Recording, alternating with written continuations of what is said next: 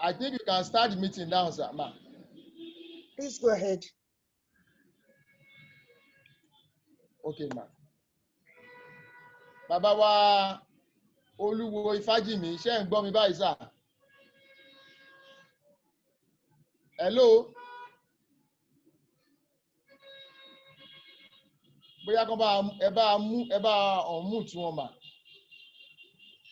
Ọ̀dọ̀ wọn ni kí wọ́n ti unmute ara wọn, mo ti make it possible. Ọ̀dọ̀ wọn ni kí wọ́n ti unmute ara wọn.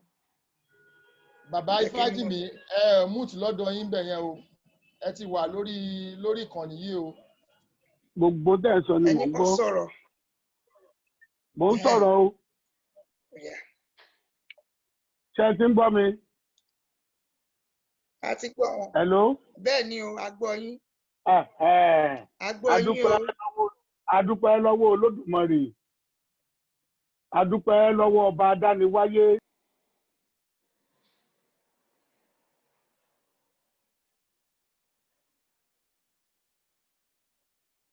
Tí ó wá sí ìmúṣẹ. A dúpẹ́ wípé ìpàdé náà àwọn bàbá wa, àwọn ìyá wa, wọ́n gbèrò láti mú kí ìpàdé náà kó wá sí ìmúṣẹ. Olódùmarè ó sì fún wa ṣe. Ìwúre mi àkọ́kọ́ sí orí Yorùbá Council of Youth ní gbogbo àgbáyé wípé ìgbìmọ̀ àpapọ̀ Yorùbá lágbàáyé Olódùmarè kò ní jẹ́ kó bàjẹ́ o. Ní agbára lọ́wọ́ ilẹ̀ Yorùbá a ó máa gòkè sí ní o. Òkè ìlà akẹ́kọ̀ọ́ lókè ni wọ́n máa ń gbọ́mọ rí odó sí òkè láò máa lọ a ò ní relẹ̀ o. Ní agbára lọ́wọ́ Oòduà àtẹ̀wọ̀nrọ̀ tó ṣẹ̀ wá sílẹ̀ kò ní jẹ́ ká rí ogun ní ilẹ̀ Yorùbá o. Ogun burúkú ta wá. Mo kí ẹ̀yin bàbá wa, ẹ̀yin lọ́balọ́ba wa, kábíyèsí ọba Ọ̀ọ̀nìrìṣà. Bẹ̀rẹ̀ látorí kábíyèsí ọba wa Ọ̀ọ̀nìrìṣà. Ẹni ìtàn Adéyẹyè Ògún. Ní agbára lọ́wọ́ Olódùmarè, kábíyèsí Olódùmarè á jẹ́ ká ìjogójatọ́ o. Àṣẹ. Ogun kò sì ní wọ ilẹ̀ Yorùbá. Ní àkókò tí yín ní orílẹ̀-èdè Yorùbá, ogun kò ní wọ̀lú wa wá. A ò ní rí èèmọ̀ kíre. Ẹ ó pẹ́ bí pẹ́pẹ́ tí ṣe pẹ́ láyé. Ẹ ó gbó gbogbo lórí gbogbo tí ṣe gbó. Bàbá wa kábíyèsí ọba Lámídì Adéyẹmí ikú bàbá yèyé kábíyèsí o kí ọba kó gbó kí ọba kó tọ́ kí ọba kó pẹ́ kí ọba kó gbó kọ́ba kó tọ́ kọ́ba kó pẹ́ bẹ lẹ́nu àwọn àgbà. Ifá ní ìkásá ìkába ìkásárására babaláwo ọba ló ní bábọ́ba. Ọba ní sunkún pé apá òun káyé. Ifá ní ọba ọ̀káyé o. Ẹsẹ̀ ọba ọ̀ká náà. Àyàmọ̀ tó bá ṣe fòrùka bá káwọ́ mọ́. Ẹ̀yin ọba wa àṣẹ kò ní kú mọ́ yín lẹ́nu. Àṣẹ. Ọwọ́ yín yóò sì ká gbogbo tí ẹ bá dáwọ́lé. Kábíyèsí ọba Oníbògùn ti ilẹ̀ Ìbògùn. Ifálúàdé Aníkíníkùn. Ní agbára lọ́wọ́ Olódùmarè. Kábíyèsí Irúnmọlẹ̀ kò ní jẹ́ kó bàjẹ́ fún yín o. Àṣẹ. Ẹ ò ní fọmọ rúbọ. Ẹ ò ní fàyà rúbọ. Kòtò tẹ́ ìdílé ìkùlé ọlọ́gbẹ̀rì kò ní kù lẹ́yìn ìkùlé yín o. Ajígbọ́ ti fá ọmọ babaláwo pẹ́pẹ́ lówó ṣe nílé arọ́. Pẹ́pẹ́ ilẹ̀ òṣè lóbi ìsálú ayé o. Ọ̀rúnmìlà nígbà àbádáfá orí ẹja wẹni rere tọ́mọ fádátá lè bá àwọn fáwọn ní dídá. Ifá nígbà àbágbàbò ó ní ẹja wẹni rere tọ́mọ bò ó gbà ká lè bá ọmọ bò ọ̀pẹ̀ nígbìgbà. Nítorí tí bábá gbòsì kọ́ máa wo máa ìmọ̀sì ti bọ̀ tún. Àwọn wọn níjẹ̀bú mòrè àgbádá. Adífáfólú ọmọ àdàgbà jóyè. Àwa ó dàgbà sí ìwọ̀n lọ́rùn nígbà yìí. Ọ̀dọ́ oríro, ọ̀dọ́ ọ̀rókò, wọn á ṣe kẹ̀rẹ̀kẹ̀rẹ̀, wọn á sì dàgbà sólóko lọ́rùn. Gbogbo ẹ̀yin ọba wa nílẹ̀ Yorùbá pátápátá ẹ ó dàgbà ẹ ó dògbó. Àwa ọmọ náà ní ilẹ̀ Yorùbá ẹnìkọ̀ọ̀kan wa a ò ní yàn kú. mo wá tún kí olùdásílẹ̀ ìkànnì yìí mo kí olùdásílẹ̀ ìkànnì yìí Sunday Adébọ̀wálé ní ìpínlẹ̀ Ògùn. ẹ ṣé bàbá. Ọlọ́run Olódùmarè ìrí ọmọlẹ̀ igba ìmọ̀lẹ̀ yóò máa tì í lẹ́yìn. Ilẹ̀ Yorùbá kò ní bàjẹ́ o.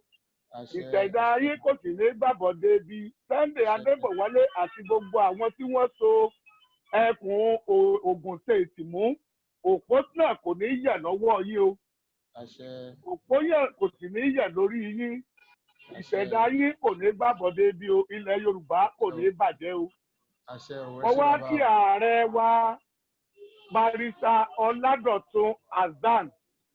Mo kí wọn wípé wọ́n kú akitiyan lórí bí ìdàgbàsókè yóò ṣe dé bá ilẹ̀ Yorùbá ní agbára lọ́wọ́ Olódùmarè. Ìfàsẹ́yìn kò ní dé bá iṣẹ́ wọn. Ìfàsẹ́yìn kò ní dé bá ọ̀nà wọn. Barrister Ọládọ̀tun Hasan ní agbára lọ́wọ́ Olódùmarè. Ẹrù ayé olórù lórí ẹlẹ́dàá kò ní jẹ́ kọ́rùn ọ́ wọ̀ ọ́. Ẹlẹ́dàá kò ní jẹ́ kọ́rùn ọ́ wọ̀ ọ́. Ilẹ̀ Oòduà kò ní jẹ́ kọ́rùn ọ́ wọ̀ ọ́. Oòduà tẹ̀wọ̀nrọ̀ kò ní jẹ́ kọ́rùn ọ́ wọ̀ ọ́. Ọmọ náà dàgbà yóò dògbó lágbára lọ́wọ́ Olódùmarè. Mo sì kí ìyá wa Erelú Túwàṣe, ìyá dáadáa, pẹ́pẹ́pẹ́ lówó ṣe lárọ́. Ilé ọmọlẹ̀ igba ọmọlẹ̀ wọ́n jẹ́ kẹ́ ẹ pẹ́ fún wa ìyá wa o. Ní agbára lọ́wọ́ Olódùmarè a ò ní fi yín ṣàwátì o. Ọ̀já tẹ̀ fi ń pọ̀ wá ẹlẹ́dàá ò ní jẹ́ kọjá náà jájú nu o. Ẹ ò ṣe pẹ́pẹ́pẹ́ tó wú ṣe nílé arọ́. Ọ̀rúnmìlà ní ìkání káwọ́ mọ́ ọlọ́bàrà ní gbàwo sílẹ̀. Ifá ní igi tó gbàwo là ní jàgbàwo igi agbàwo abidi yàtàtà. Adáfọ̀já ti ń sanwó àgbàlá. Ọ̀já mọ́mọdé awọ àgbàlá. Ifá ń bá rẹ̀ rere agbàmílà. Ìyẹn ẹni làgbàlá ẹni. Bàbá ẹni làgbàlá ẹni, ike ẹni lólùgbàlá ẹni, Ọlọ́run ọba lólùgbàlá ẹni, Ifá ń bára wo rere agbàmílà, ìyá wa ọ̀dà tẹ̀mí ń pọ̀ wá Olódùmarè òní jẹ́ ọjà jùlọ o. Orílẹ̀-èdè Nàìjíríà ní àpapọ̀ ní agbára lọ́wọ́ Olódùmarè ogun òní wo orílẹ̀-èdè Nàìjíríà wá o. Gbogbo bíkíbi tí ọmọ Odùduwà bá wà, ogun burúkú òní jà wá. Ọlọ́run Olódùmarè Oòduà tẹ̀wọ̀nrọ̀ yóò gbà wá kúrò ní ọwọ́ oko ẹrú. Ilẹ̀ Yorùbá náà yóò di òmìnira. Òmìnira tó ń bẹ ní orílẹ̀-èdè Nàìjíríà yìí ẹlẹ́dàá yóò bá ní mú kúrò níbẹ̀. A ò ní rí ìnira ní orílẹ̀-èdè wa. A ò ní rí ìnira ní ìlú wa. A ò ní rí ìnira ní ìkànnì wa. Gbogbo tá a bá ti ń dáwọ́lé Olódùmarè á jẹ́ kó máa yọrí sí rere o. Ọ̀rúnmìlà ní tó ní Tolúwo, abẹ̀yìn lórúkọ òrìṣà dúróbọ. Olódùmarè abẹ̀yìn ní orúkọ òrìṣà ẹbọ. Ìwọ Ọlọ́run ọba abẹ̀yìn ní orúkọ òrìṣà àkúnlẹ̀bọ. Èyí tá a wí lọ́jọ́ tòní kó bá wa mú wọlé àṣẹ o. Ìwọ ló sọ nínú odù mímọ́ rẹ pé tó ní Tolúwo. Onífẹ́ ní Todùgbọ̀nà. Ọ̀rọ̀ tí àgbà bá sọ lẹ̀ ní Ìdègún. Arúgbó olé ni wọ́n dífá fún aborí koko lọ́jọ́ tí ń lọ rè bá wọn lẹ́jẹ̀ ìjìgbòrò mẹ́kùn wọ́n ló lóso lòwò lóso wọ́n ló lájẹ́ ó lòwò lájẹ́ wọ́n ní kí ni fi ń ṣe gbogbo bí idán ó ní àṣẹ tó lódùmarè fóun ni àṣẹ Òdùmarè náà mo tọrọ lónìí gbogbo ìwúre tá a ṣe yìí Olódùmarè á mú wọlé àṣẹ o ilẹ̀ Oòduà á jẹ́ kó ṣẹ o àwọn tí wọ́n tẹ̀lé Oòduà tó wọ́n á jẹ́ kó ṣẹ ọkọ ìgbà ọkùnrin àkọ́kọ́ tó kọ́kọ́ fọkọ́ sọlẹ̀ nílẹ̀ Oòduà á jẹ́ kó ṣẹ obìnrin àkọ́kọ́ tó kọ́kọ́ fàrò sọlẹ̀ nílẹ̀ Oòduà á jẹ́ kó ṣẹ ìbà akẹ́kọ̀ọ́ ìbà àtọ̀kan tó kọ́kọ́ dọmọ nílẹ̀ Oòduà á jẹ́ kó ṣẹ o tó àbàwọn èṣù Olódùmarè àfàṣẹ tí o mo fi wa akúpàdé o Olódùmarè kò ní jẹ́ kó bàjẹ́ o àbọ̀ mi rè o adúpẹ́. A máa rí bá bàbá ẹ pẹ́ fún wa o. Ẹ ṣé o. Àṣẹ Èdùmàrè o. A máa lọ sí national anthem àti Ogun State anthem ká tó tún lọ sí YCYW anthem báyìí o. Màá rọ national secretary wa kan lead wa ní sí national anthem yẹn. National state secretary, sorry. State Secretary, National Anthem, please. Okay. Yorùbá ni mí. Ọmọ káàárọ̀ oòjíire. Ọmọ káàárọ̀ oòjíire.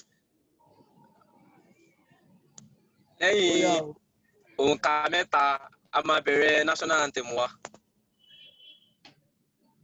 1, 2, 3. Arise, O compatriots, Nigerians all obey to serve our fatherland with love and strength and faith. The labor and Eagles past will never be in vain. To serve with heart and might, a nation bound in freedom, peace and unity.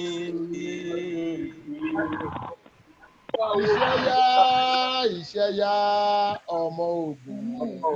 Ògùn Ìṣẹ́yá Elédùmarè iṣẹ́ máa yá o. Ìṣẹ́yá ọmọ Ògùn ẹ̀ṣẹ̀ iṣẹ́ pọ̀ fún wa. Iṣẹ́ pọ̀ fún wa láti ṣe. Ó ní jẹ́ pọ̀ fún wa. Ọmọ rere kì í sáṣe. Ọmọ Ògùn kì í ṣọ̀lẹ. Ọmọ Ògùn kì í ṣọ̀lẹ. Ẹgbẹ̀rẹ̀ bẹ̀rù. Olúwa ń bẹ fún wa ẹ̀tẹ̀ra mọ́ṣẹ́ Ògùn. Ìṣẹ́yá. Ọmọ Ògùn Ìṣẹ́yá. Ó yá ajé kàkà YCYW anthem ẹ ṣé gan o. YCYW anthem. Ẹ jẹ́ ká jọ 1, 2, go. Ẹ jẹ́ ká jọ gbé. Ogun di ọwọ́ wa. Ilẹ̀ Yorùbá dọwọ́ wa. Oòduà yìí ti tìrẹ ni. Oòduà yìí ti gbogbo wa ni. Ó di ọwọ́ wa. Ilé ayé dọwọ́ wa. Ilé ayé tèmi ni tìrẹ ni. Ilẹ̀ Yorùbá ti gbogbo wa ni. Yorùbá ni mí, ọmọ káàárọ̀ oòjíire. Ẹ ṣé gan o, thank you very much. Ní báyìí, a máa lọ sí nípa introduction. Briefly, a kàn máa kí gbogbo àwọn bàbá wa káàbọ̀ sáàrin wa. Lálákọ̀ọ́kọ́, a kọ́kọ́ dúpẹ́ lọ́wọ́ Ọlọ́run fún oore ọ̀fẹ́ àti àǹfààní tó fún wa tó jẹ́ kí ètò yìí kí ó wá sáyé láàyè wa. A dúpẹ́ fún Ọlọ́run. Ní ìdàkejì, a kí àwọn bàbá wa His Imperial Majesty Ọba Babátúndé Ògúnwùsì Ọ̀jájá the second Àrólé Oòduà. A kí wọn fún akitiyan àti ìtìlẹ́yìn tí wọ́n ṣe fún àwọn ọ̀dọ́. A dẹ̀ gbàdúrà pé àwọn alálẹ̀ yóò máa tì wọ́n lẹ́yìn. A kí àwọn màmá wa Erelú tún àṣe Ọ̀kùdé Rẹ́mọ. A kí káàbọ̀ sáàrin wa. Bákan náà, a kí àwọn bàbá wa His Royal Highness Ọba Professor Adéyẹmí Àdùkádì Ọbalánlẹ́gẹ́ Ọlọ́tàfọ̀tà. Bákan náà ni a kí àwọn bàbá wa His Royal Majesty Ọba Dr. Fákáyọ̀dé Adéṣínà Mádùadé Adékúnlùkùn 1 Olúọ̀fìbò Balógun. A kí káàbọ̀ sáàrin wa. Bákan náà ni a kí àwọn bàbá wa Ambassador Chief Mrs. Ìtùnú Awólọ́wọ̀ pẹ̀lú ìjọba náà jẹ́ kí wọ́n tó aláwọ̀ tó wà náà. Èyí mo kì í máa. Ọ̀dọ̀ yín lariwo ti ń wá o. Yes, ma.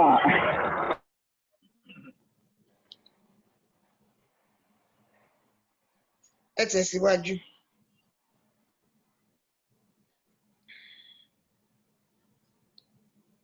láàrin wa a kí àwa Dr. kí adé ṣe lẹ́ẹ̀kan sí àti national president wa pé ẹ káàbọ̀ sí àárín wa àti gbogbo àwọn ọ̀dọ́ tí wọ́n wà lórí ìkànnì yìí ní agbára olúwa ní agbára àwọn tó láyé tó dá ilẹ̀ Oòduà olúwa máa tì wá lẹ́yìn o àfi bẹ́ẹ̀ náà kí gbogbo àwọn ọ̀dọ́ gbogbo àwọn ESCO gbogbo all local government coordinator Ogun State Council YCYW ẹ káàbọ̀ sáàrin wa o ẹ ṣeun gan o. Ní báyìí a lọ sí the next thing on the agenda which is the opening remarks from our one and only national president Ààrẹ Barrister Ọládọ̀tun Hassan kí wọ́n fún wa ní opening remarks wọn. Over to you sir, my president. Wọ́n mi ò rò pé wọ́n lè mi ò rò pé president á lè attend meeting because èmi ni ọjọ́ mímí tẹ̀lé. ọmọ attend. Okay. ẹni tó bá rí àwọn tó pàdé ìlójú ọ̀nà ohun rẹ̀ náà ni ayọ̀ abara tí tí èmi náà níyọ̀ sí èmi náà níyọ̀ sí jẹ́ orí bẹ́ẹ̀ náà lórí èmi náà níyọ̀ ayọ̀ abara kíkí ayọ̀ di méjì ni ó bá ti rí ta. mo kí gbogbo mo kí Ọlọ́run ọba Elédùmarè Èdùmarè ọba àjíkí Èdùmarè ọba àjígẹ̀ ọba tó mú ìpàdé ọjọ́ òní tó mú wá sí ìmúṣẹ inú mi dùn lọ́pọ̀lọpọ̀ mo wá tí àtọ̀dọ̀ Ọlọ́run ọba Elédùmarè mo kí gbogbo ọba ládéládé láti orí kábíyèsí wa Ọọ̀ni Rìṣà Àdìmúlà Ọọ̀ni Adéyẹyè Ẹnìtàn Ògúnwùsì Ọ̀jájá the second Ọọ̀ni Ilé-Ifẹ̀ kábíyèsí o àkí kábíyèsí wa kábíyèsí ikú bàbá yèyé bàbá wa ọba Adéyẹmí ọba Lámídì Adéyẹmí the third Ọ̀yọ́. Mo kí kábíyèsí wa ọba wa Ifálúadé Akíníníkùn bàbá ẹ pẹ́ fún wa kábíyèsí Olú Ìbògún of Ìbògún Kingdom kábíyèsí ẹ pẹ́ ẹ gbó ẹ tọ́ ẹ fún èrèkè jóbi. Mo kí ìyá wa kábíyèsí mo kí gbogbo àwọn kábíyèsí wa mo kí kábíyèsí ọba Ọlọ́tà mo kí kábíyèsí gbogbo àwọn lọ́ba pátá àti àwọn àgbààgbà tó wà ní orí ìkàlẹ̀ yìí mo kí yín pé ẹ kú dìde sínú ọ̀rọ̀ ẹgbẹ́ ìrọ̀lẹ́ Yorùbá. Mo wá fi àsìkò yìí kí ìyá wa Erelútúwà ṣe ìyá ẹ pẹ́ fún wa o wọ́n ti ṣàdúrà kan síwájú àdúrà náà á fún yín lórí o a máa rí yín bá o níwájú Elédùmarè ọmọdé nìyí o àwọn àlàwárí yín bí ìyá ẹ gbó ẹ tọ́ ẹ fèrègì jùlọ bí Elédùmarè a máa kẹ́ yín bí ọmọ tuntun jòjòló lójoojúmọ́ ni ẹrù kàn sí ibi tí ẹrù kàn sí Elédùmarè a máa jẹ́.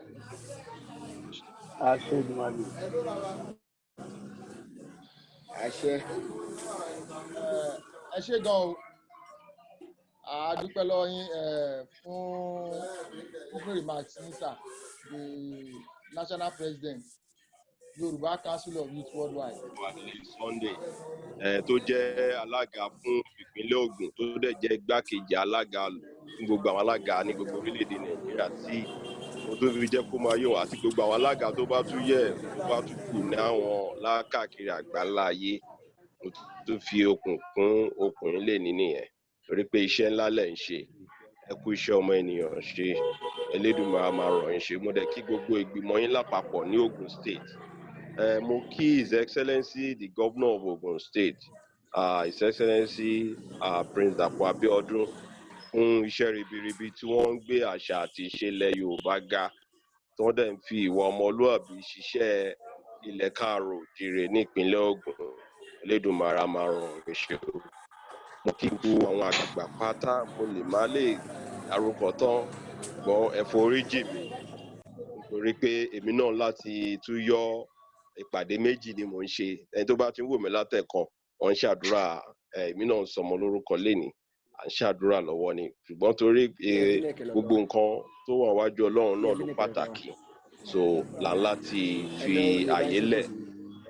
Èyí tó ṣe pàtàkì jù ni pé ta ni ọmọ Yorùbá, ta ni à ń pè ní Yorùbá, èyí tó jẹ́ kókó ọ̀rọ̀ tí a fi nípàdé ní èní, èyí tó fi ta fi nípàdé ní èní. So ta fi pàdé ní èní, èyí ta fi nípàdé ní èní, ó ṣe pàtàkì pé ká lè jọ wo ọ̀rọ̀ tó jẹ́ gbòǹgbò ọ̀rọ̀ tí ó ti ń fún wa ní, tó ti wà ní òkun àyà wa.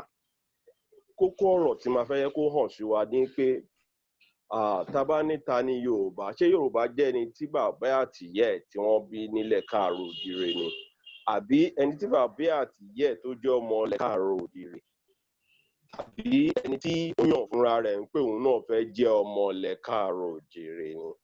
Ìpàdé ó lọ ní ọ̀nà mẹ́ta, ó dàbí citizenship by birth, citizenship by nationalization, citizenship by naturalization. Ẹni tó bí òun la bí ni bí nílẹ̀ káàárọ̀-o-jíire. Àwọn míì wà, òyìnbó ni wọ́n ò bí wọn nílẹ̀ Yorùbá, ṣùgbọ́n tó bá tẹ bá wò wọ́n, àwọn náà fẹ́ bá wa jórúkọ, wọ́n fẹ́ ṣe ohun tá à ń ṣe gẹ́gẹ́ bí àṣà àti ìṣe wa. Ẹlòmíì náà dẹ̀ wà, ó ti gbé nílẹ̀ Yorùbá, òun gangan tí wàá sọ̀rọ̀ ẹ̀ di Yorùbá. Ó dàbí man bí Chikodi àbí kí lorúkọ ẹ̀ tó máa ń kọrin Malian àbí kìíní. Ẹni tó bá gbọ́ ohùn Yorùbá tó ń jáde lẹ́nu ẹ̀, ọmọ ilẹ̀ Yorùbá mi gan ò lè sọ Yorùbá bí ọkùnrin náà. Ó fi hàn pé Yorùbá jẹ́ ọ̀kan gbòógì ìran tẹ́lẹ̀dùmarè yàn sílẹ̀ ayé ni.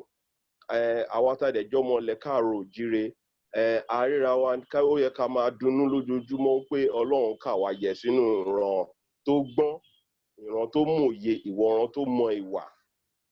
Inú ìran tí Elédùmarè yà sí ọ̀tọ̀ ni ìran ilẹ̀ káàárọ̀-o-jíire. Gbogbo nǹkan ilẹ̀ Yorùbá létòlétò ni.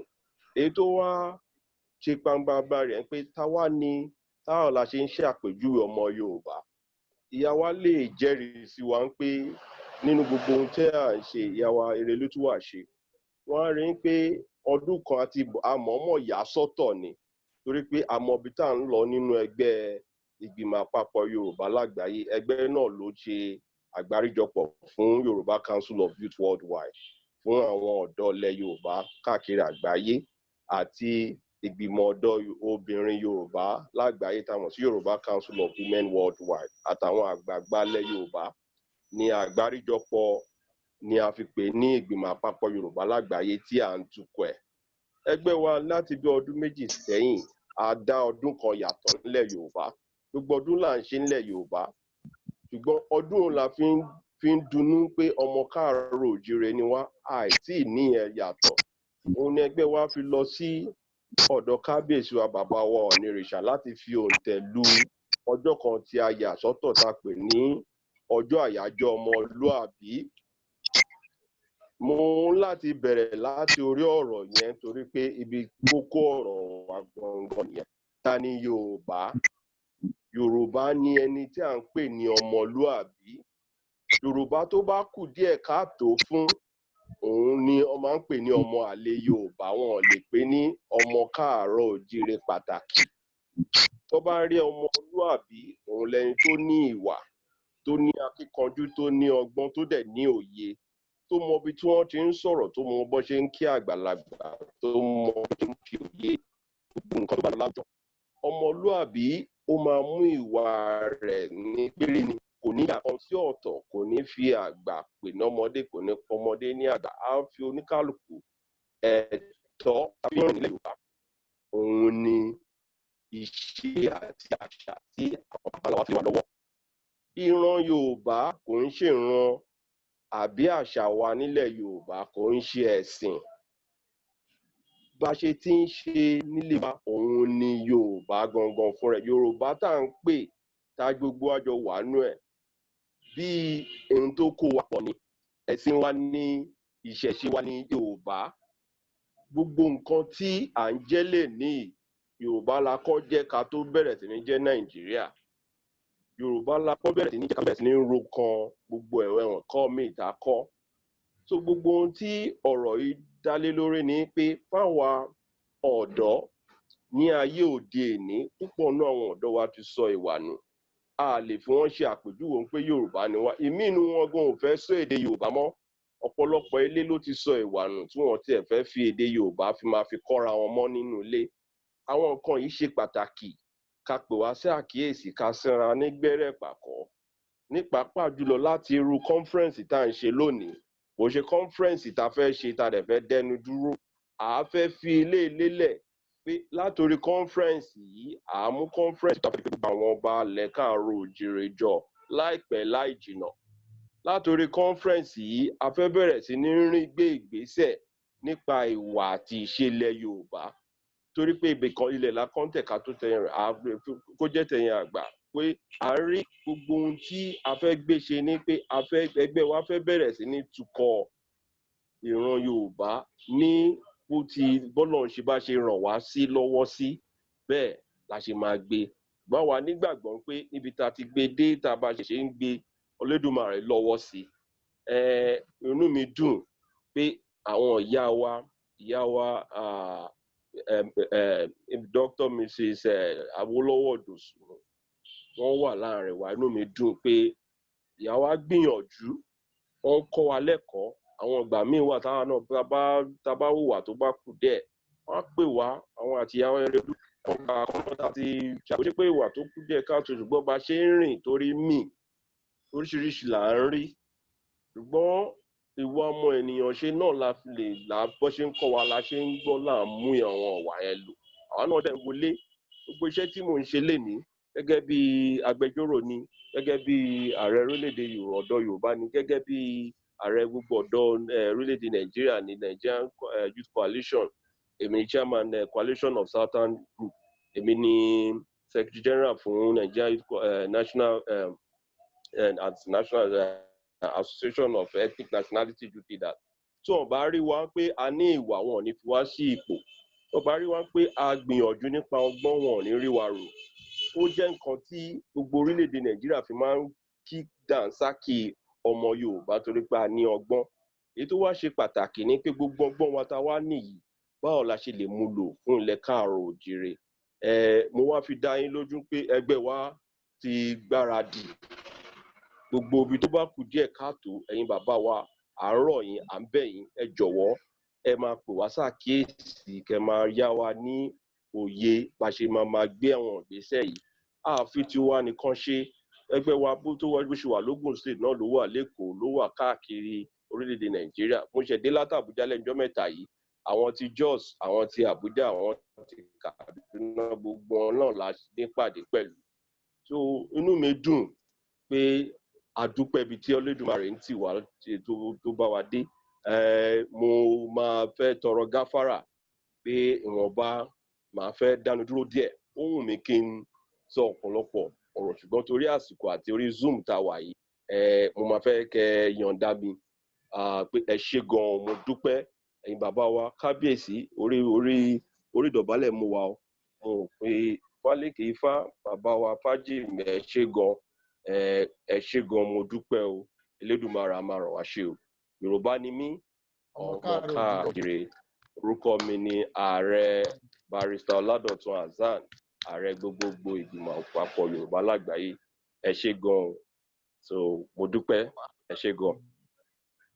Adúpẹ́, thank you very much.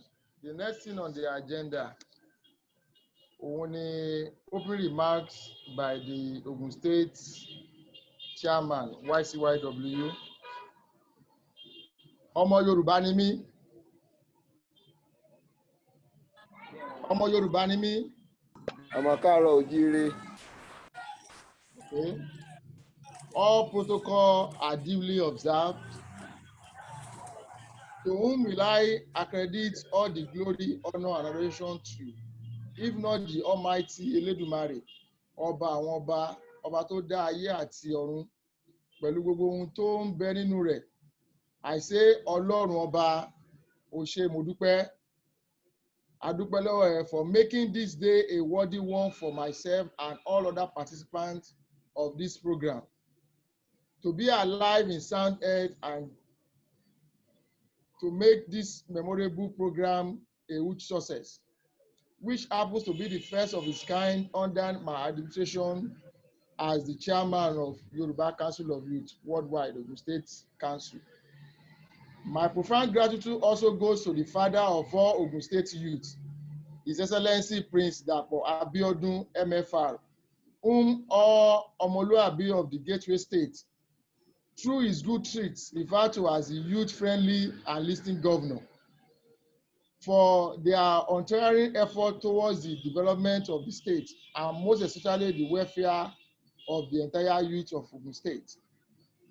My enormous appreciation also goes to our royal grand patron, His Imperial Majesty Alayeluwa Ọba Adéyẹyè Babátúndé Ẹnìtàn Ògúnwùsì Ọ̀jájá II, olórí gbogbo aládé ilẹ̀ Yorùbá, Ọọ̀ni Àdìmúlà of Ilé-Ifẹ̀, and co-chairman Traditional Council of Nigeria, for what Elédùmarè has been using him so greatly to instill in all Yoruba sons and daughters across the world, irrespective of their differences, to always embrace peace, love, and unity. It is my prayer that Oniri shall live so long in good health on the throne of his forefathers in the house of Oduduwa. We are so proud of you and the entire Yoruba nation. It's so lucky to have you, sir. Kábíyèsí, kí adé pẹ́ lórí, kí bàtà pẹ́ lẹ́sẹ̀, kí ẹṣin ọba kó jókòó kẹ́, kí àwọn olórí kan ṣiṣẹ́ ẹ̀bí, kí ìrùkẹ̀rẹ̀ kó di abẹ́rẹ́. And at this junction, I would like also to appreciate our fathers in Ogun State, His Royal Highness Ọba Aláké of Egbaland, Ọba Gbádébọ̀, for the support and all the support they have been giving us. We really appreciate you, sir. A tún dúpẹ́ lọ́wọ́ bàbá wa Ọba Kẹ́hìndé Olúgbénlé Aṣáde Àgùnlóyè II, Olú Ìlaró, for their support and fatherly role they have been playing concerning Yoruba Council of Youth in Ogun State. Also, we also appreciate our Kábíyèsí, His Royal Majesty Ọba Síkírù Adétọ̀nà, tí wọ́n jẹ́ ọba wa ní Ìjẹ̀bú Òde ní gbogbo Ìjẹ̀bú. We really appreciate you, sir. We also, at this junction, my exceptional gratitude also goes to my leader, the founder of Global President, Yoruba Council of Youth Worldwide, the Ààrẹ Ọ̀dọ́ Yorùbá Lágbàáyé, in person of Barrister Oládọ̀tun Hassan, for his leadership roles that has been guiding us in the piloting of the affairs of this council. A dúpẹ́ lọ́wọ́ yín. In addition, we appreciate the support of His Royal Majesty Ọba Ọlọ́tà of Ọ̀tà, Professor Ọbalanlẹ́gẹ́, for his support and leadership role tó ti fún wa láti ìgbà tó ti pẹ́ wá. Bákan náà la dúpẹ́ lọ́wọ́ àwọn bàbá wa Ọba Olú of Ìbògùn Balógun, His Royal Majesty Ọba Dr. Adisa Fákáyọ̀dé Fálùadé Aníkíníkùn one, fún support tí wọ́n ti ṣe fún wa. I can but also appreciate the support of our mother in person of Erelu Tuashe, for his motherly role, for what he has been doing for Yoruba Council of Youth Worldwide. A gbàdúrà pé Olúwa Ọlọ́run ọlọ́jọ́ èní á máa ràn yín lọ́wọ́. To our all invited guests and royal fathers in our midst, His Royal Highness Ọba Fákáyọ̀dé, àwọn màmá wa,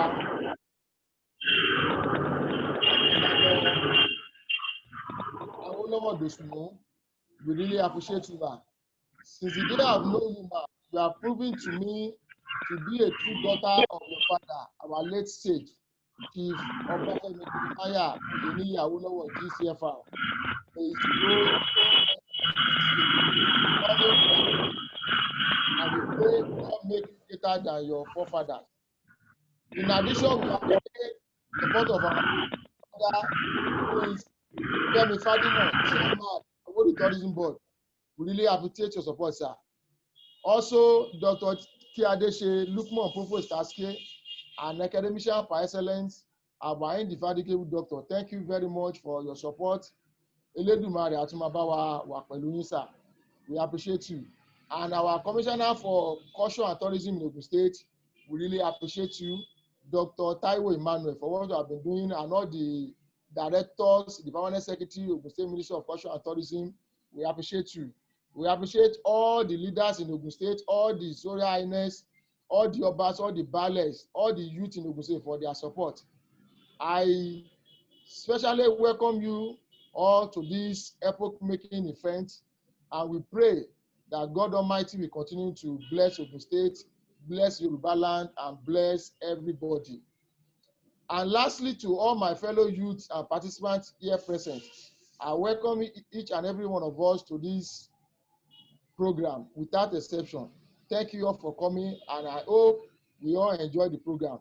Ẹ ṣé púpọ̀, Elédùmarè á bùkún fún gbogbo wa, Oòduà á gbè wá, á jú wa ṣe o.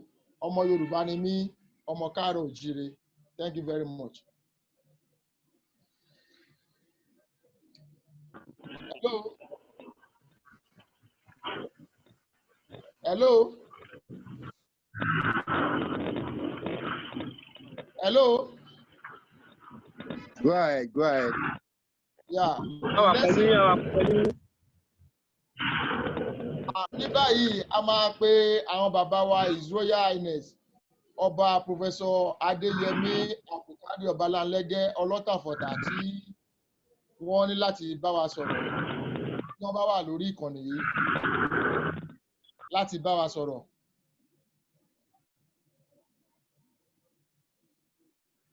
Àwọn bàbá wa His Royal Majesty Ọba Adéyẹmí Abdulkabir Ọbalanlẹ́gẹ́ Ọlọ́tàfọ̀tà tó bá wà lórí ìkànnì yìí láti bá wa sọ̀rọ̀.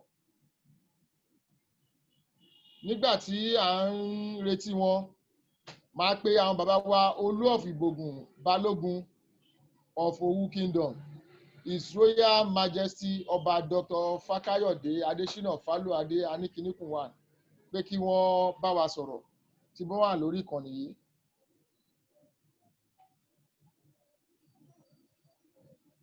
Hello. Hello.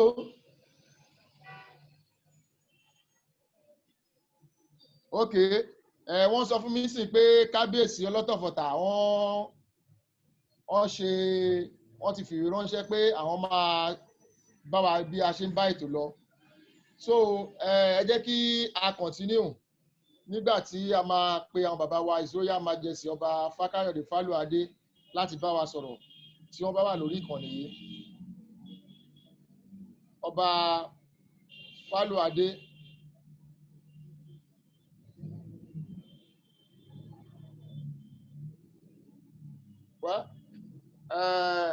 Ní báyìí, ẹ jẹ́ ká pe àwọn akéwì wa kí wọ́n bá wa sọ̀rọ̀ fún ìṣẹ́jú 5 tí wọ́n bá wà lórí ìkànnì yìí. Akéwì wa, gẹ́gẹ́ bí ètò tí a là sílẹ̀, ṣé akéwì wa wà lórí ìkànnì yìí? Secretary. Hello.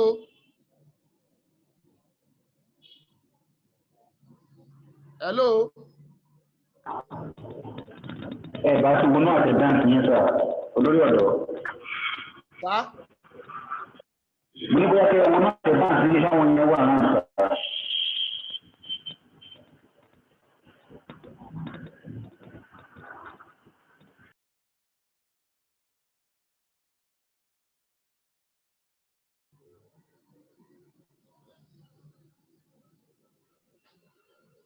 Hello, ma.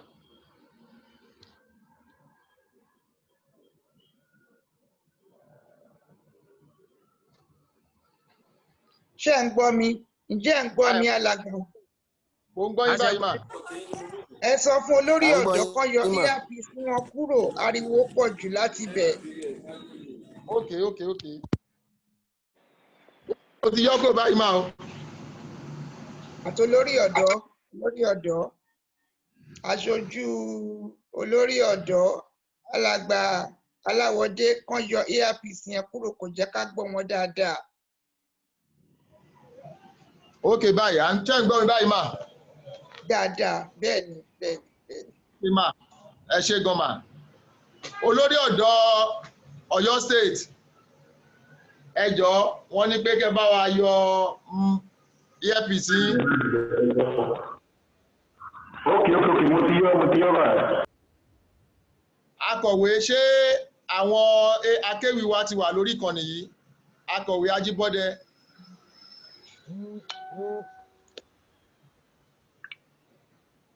Ṣé akéwì wa ti wà lórí ìkànnì yìí?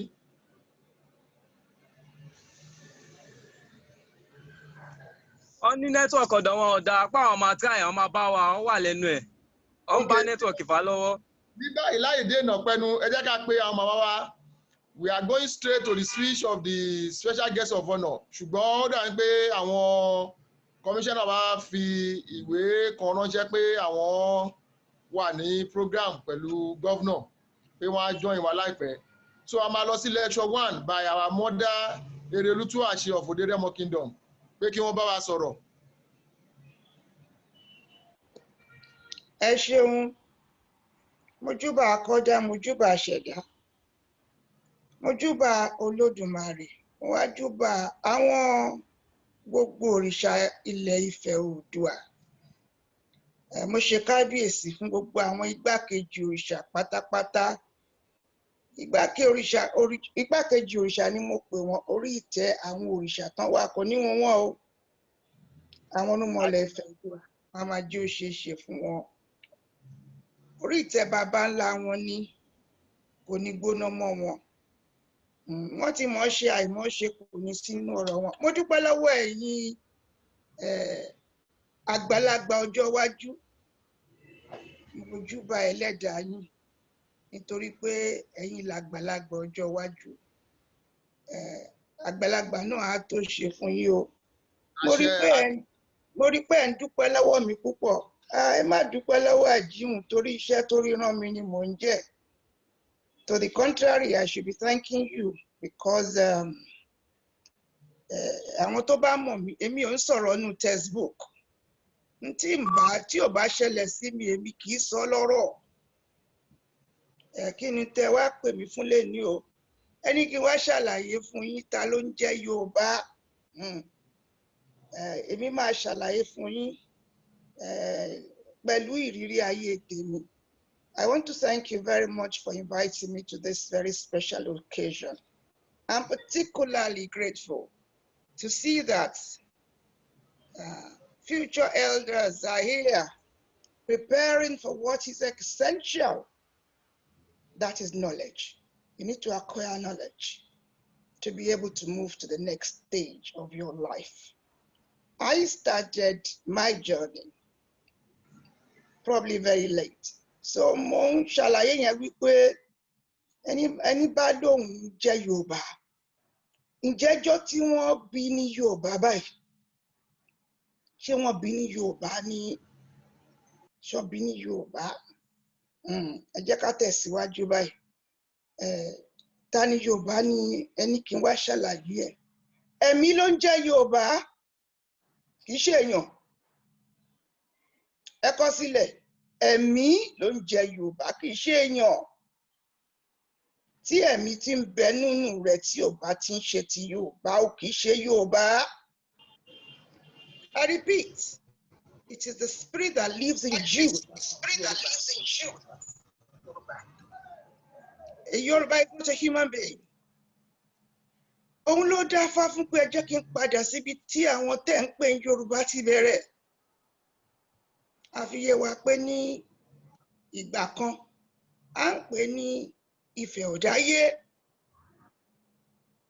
Ibẹ̀ la gbà pọ̀ pé ilé ayé ti bẹ̀rẹ̀, àwọn ẹ̀mí ni Olódùmarè dá nígbà wọn nípò Ìyáládé Ifẹ̀ oyè láàgbò ibi tí wọ́n ti dé èèyàn nígbò Ìyáládé Ifẹ̀ Oòduà níbi tí gbogbo wa yìí ẹni bá ti pèrè ní ọmọ Oòduà ibi tó ti ṣẹ mò ń gé kúrú ni o Oòduà tẹ wọn rọ ẹ̀mí ni ẹni tó bá ń jẹ́ Yorùbá ẹ̀mí ńlá ló gbọ́dọ̀ máa gbénú ẹ̀ ẹ̀mí tó ń rí nǹkan ẹ̀mí tó ń gbọ́ ẹ̀mí tí igi oko bá fẹ́ amọ̀ tó jẹ́ bá fẹ́fẹ́ bá fẹ́ amọ̀ bí tí afẹ́fẹ́ yẹn ń fẹ́ sí tígi bá dúró amọ̀ tígi jẹ́ bí ewé bá ṣe bákan amọ̀ téwé jẹ́ èmi Àjíún ọlọ́jà ìyẹ̀mú ní látẹ̀ní lọ kì í ṣe èèyàn ló ń jẹ́ Yorùbá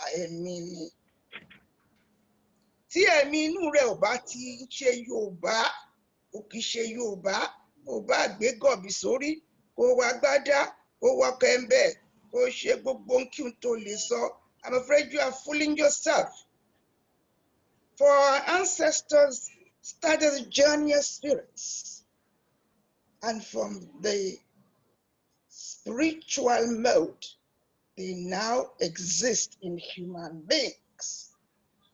Èmi tẹ́ ń bá sọ̀rọ̀ yìí nínú agboolé tí àwọn òòṣà tán ti gbilẹ̀ sí náà ti bí mi láti inú oyún ni mo ti ń gbọ́ tí bàtà ń dún ṣé Yorùbá ni mí àbí Yorùbá kọ́ ni mí láti inú oyún ni mo ti ń gbọ́ tí bàtà ń dún kán tó bí mi náà ti sọ ẹni tí mo máa yà bẹ́ẹ̀ ni mo sọ wọn bí mi orúkọ tó ń sọ mí wọ́n ní ìyá kan ni mo yà tí mo wálé ayé inú mi dùn láti sọ fún gbogbo tí ìyá ẹ̀ ń ṣe lọ́wọ́lọ́wọ́ lèmi gan ṣe ẹ̀mí òun ni ó gbé aṣọ wọ̀ tẹ̀ ń wo mi báyìí tẹ́lẹ̀ rẹ̀ lù tún àṣẹ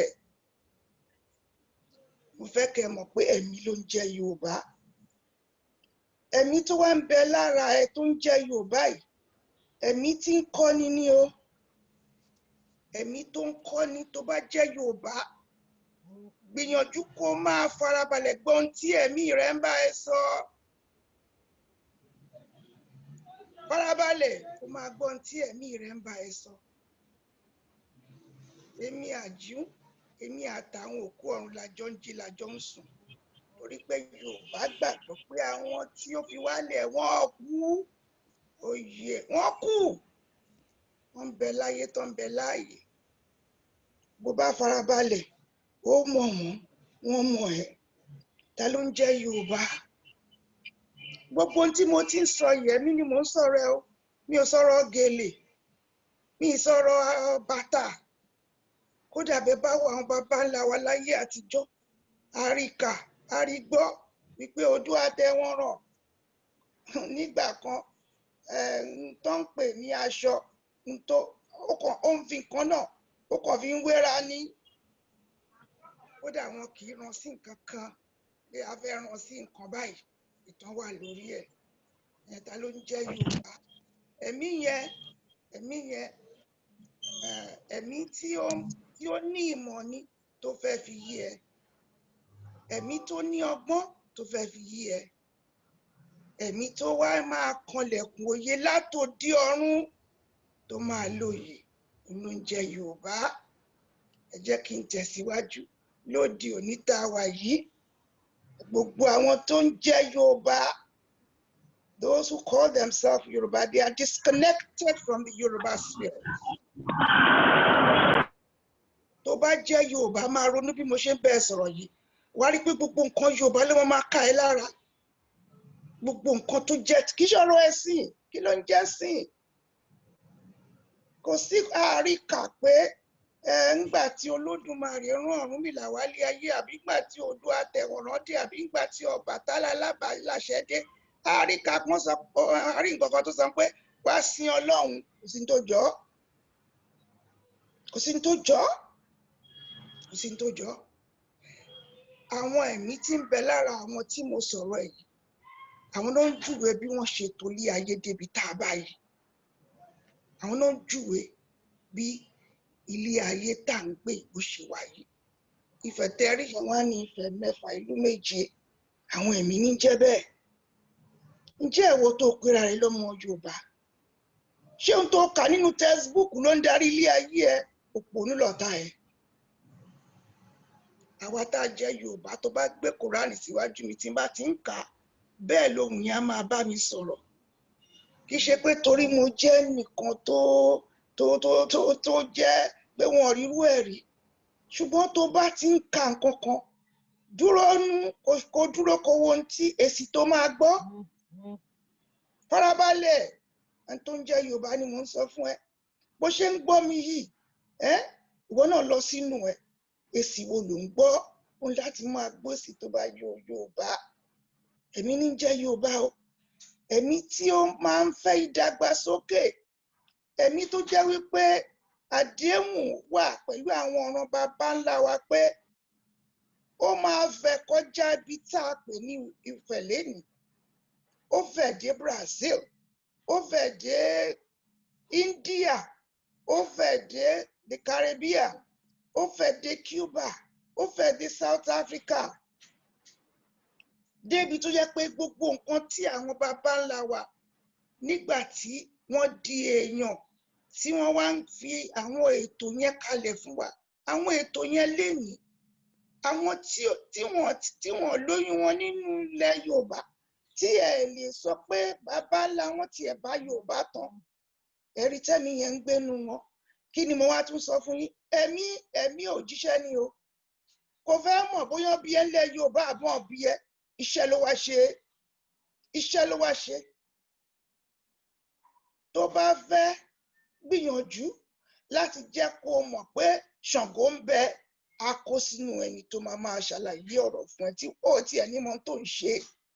Ẹ̀mí ló ń jẹ́ Yorùbá. And if you begin to resist that, you are no longer Yoruba. What am I saying?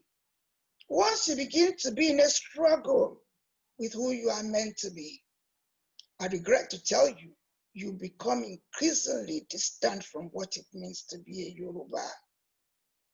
So I want to emphasize, there are 6 things you want to know about Yoruba. First, it's a spirit that must live in you. Examine what sort of spirit lives in you. Is it a spirit that is forever reciting the Quran? There's nothing wrong if that's the case. It means you've got a message for the Arabs. A jẹ́ pé ẹ̀mí Yorùbá ó ti rán ẹ síṣẹ́. Kò bínú o, kò bínú. Tẹ́mi tó bá dẹ̀ ti ń gbénu ẹ̀ tó bá ti ń fojoojúmọ́ pé Jésù Olúwa wa, kò bínú. Dorí kọ ṣọ́ọ̀ṣì. Torí pé bí mo ṣe ń ṣe àlàyé, àwọn irúnmọlẹ̀ Yorùbá wọn ò gbọ́ Jésù Olúwa wa rí. Bẹ́ẹ̀ ni o, wọn ò gbọ́ Allahu Akbaru, wọn ò gbọ́ rí. Wọn ò gbọ́ rí. Abẹ́ẹ̀gbọ́, ìbà ló ní bàájú, ìbà àṣẹ. Don't get me wrong. If you say you are Yoruba, the first thing that makes you a Yoruba is that you're a messenger of somebody, a spirit. What spirit is that? Where is that spirit moving you? If the spirit is moving you in learning how to write the Quran, Arabic, we have a road, Yoruba ten sọ yẹn ten kakọ ní tiwa. Ṣùgbọ́n kò sí nǹkan kan tó wà láyé tí àwọn irúnmọlẹ̀ Ifẹ̀ Oòduà tán bínú sí ibi tó bá dorí ẹ̀ kọ́.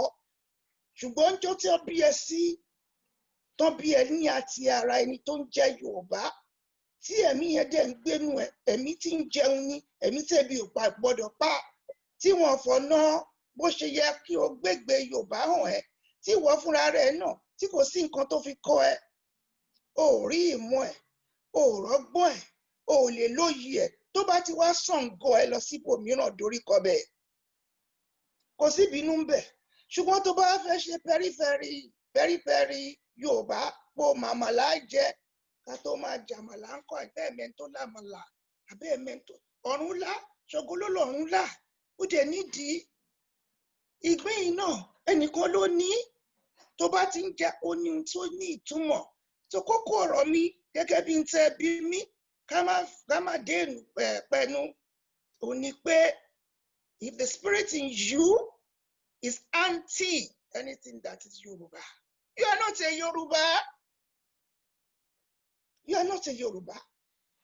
For the moment your spirit is rejecting what It belongs to our ancestors, the beliefs of our ancestors, the norms of our ancestors, the values of our ancestors, and you want to westernize it. Don't get me wrong. Nígbà kan, oníbà ṣe ń gbélé ayé. Àwọn baba ńlá wa ti ṣe tutù sẹ́yìn. Wọ́n ti ní kó dáa fún wájú àwọn lọ. Ṣùgbọ́n dídá tán ní kó dáa fún wájú àwọn lọ. Wọ́n ní tán tí Olódùmarè fún àwọn láti bẹ̀rẹ̀. Kẹ wá dàrú, kẹ sọ dídákúdà. Mo ń lọ bẹ́ẹ̀. Kí ló ń jẹ́ Yorùbá? Ẹni tá a lè gbọ́kànlé. Ẹni tán bá sọ pé ọ̀ṣáká ni, á lọ ṣáká lòun. Ẹni bá lọ ṣókó ni, á lọ ṣókó lòun. Don't get me wrong. From the moment you begin to want to turn what our ancestors delivered to us upside down, you are moving far away from what it means to be a Yoruba. Wọ́n ní ká múra gbàtàràgbà, wọ́n ní ká múra gbàtàràgbà, wọ́n ní ìwà làwa ní ìgbà táwọn bàbá ńlá wa tí wọ́n kúrò ní Ifẹ̀ Ọ̀dáyé, tí wọ́n dé Oyè Láàgbò. Olódùmarè fi wá ṣọwọ́ sí wọn. Ìwà là ń wá ìwà. Kí ni ìwà náà? Gbogbo nǹkan tí ó bá ń jẹ́ sùúrù, gbogbo nǹkan tó ń fa pẹ̀lẹ́, ẹ̀rọ̀pẹ̀sẹ̀.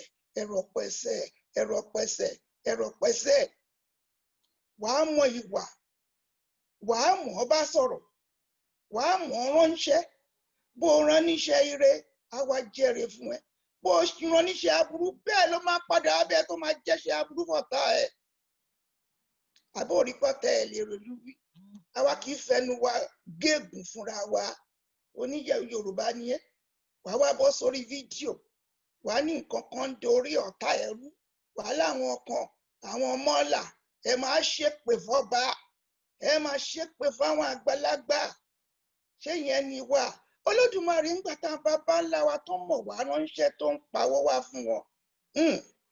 Ó wá fún wọn ní, ó fìfẹ́ ránṣẹ́ sí wọn ní tán bá ti ń hùwà kó máa fi ìwà wọn sórí kẹ̀kẹ́. Ìfẹ́ abẹ́ẹ̀kọ́. Ìfẹ́ kìí ṣe wípé kí ìwọ obìnrin kan wà, kí ọkọ ẹ̀ kó mú kó fẹ́yàwó méjì. N tó fẹ́ nìyẹn torí ẹ̀ yàn fún nìyẹn. Àwa ní kó máa fẹ́ torí Bíbélì sọ kankan fún ẹ torí ọ̀tá ẹ fi ti dàrú. Wà ní kó má ṣe é. Ìrìn àjò tiẹ̀ ńṣe ni kó mọ̀ ọ́ tó bá ti jẹ́ Yorùbá. Kókó ọ̀rọ̀ mi mọ ìwà. Kí ni ìrìn àjò tó bá lè ayé? Èmi tí mò ń bẹ́ẹ̀ sọ ọdún 17 ni mo ti ń gbà àárín aláwọ̀ funfun. Àárín wọn náà ni mo ti kàwé. Àárín wọn náà ni mo ti ṣòṣèlú. Àárín náà wọn ni mo ti ń pidán. Ṣùgbọ́n mi lè kúrò ní tó ń jẹ́ Yorùbá. Kí ló fà á? Nítorí pé ẹ̀mí tí ń bẹ nù mí, oníṣẹ́ tó ràn mí. Ẹ má jẹ́ kí n fa ọ̀rọ̀ náà gùn. Ẹ jẹ́ kí n mú àdàgbà ọ̀rọ̀ náà kan sí báyìí wípé if anybody asks you what is a Yoruba, the first thing you need to understand it, what is inside you must be for in the interest of what dates back to the days of Ife people. Àwọn èèyàn Ifẹ̀ là ń pè ní Yorùbá lénìí. Àwọn Ifẹ̀, kí ló ń jẹ́ Ifẹ̀? Ìwọ fúnra rẹ̀, ọgbọ́n, òye, nǹkan lèmi ń ṣe. Ìlú bí tí mo wà, ìmọ̀, ọgbọ́n, òye mi, ó ní mò ń fún yín. Ìtẹ́yìn bá rí múlò, ẹ̀yin náà á tún jẹ́ kó fẹ̀. Ẹ̀mí tí ń tún nǹkan ṣe ni. Ẹ̀mí tí ń darí ayé ni. Odùduwà was a colonial master. I say so. Tẹ́bá òun ní ààrẹ mọ́ fi sọ lẹ́ẹ̀kan tó ní, àwọn tí wọ́n ti ẹ̀ bá Yorùbá tán wọ́n àgbà. Ẹni bá jáde sílùú àríbi tí ẹ̀mí Yorùbá dé. Ẹ̀mí Yorùbá kò ń discriminate. Ẹ̀mí Yorùbá has a role to play in the world, enabling people to advance the purpose, the covenant, and the basis of Ife Oòduà people were created by Olódùmarè. On that note, I want to thank you very much for this moment. Any questions? We duly respond. Ẹ ṣé mo dúpẹ́ o. Ẹ ṣé màmá wa, a máa rí bá máa yẹ pẹ́ fún wa mà. Ẹ ṣé. Ẹ sùn mà, ẹ ṣé gan mà.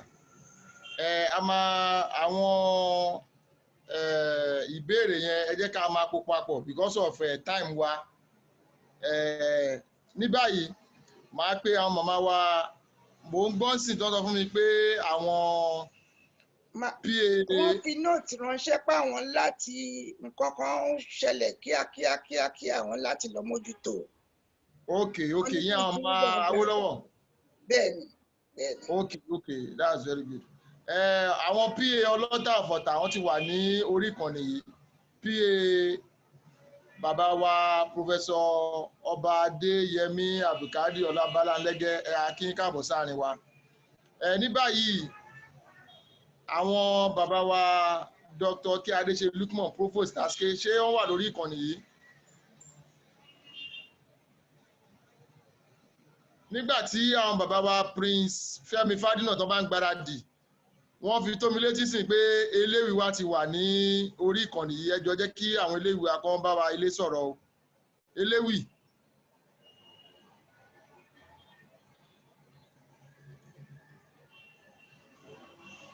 Eléwì wa